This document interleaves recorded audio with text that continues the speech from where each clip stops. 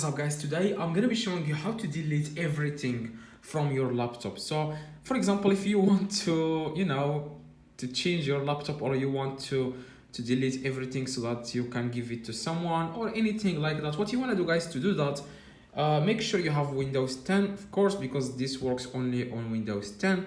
So what you want to do guys, you want to click Windows key. Okay, just click it. All right, now click this gear, as you can see here. Gear settings. All right, now after that you want to click update and security. Okay, you want to click update and security,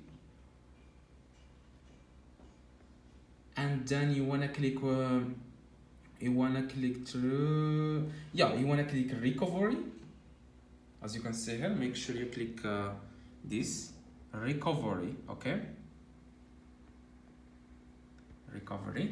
All right, now if you want to delete everything from your laptop or PC, you want to click the first option, which is rest PC, and then click get started. Okay, two options.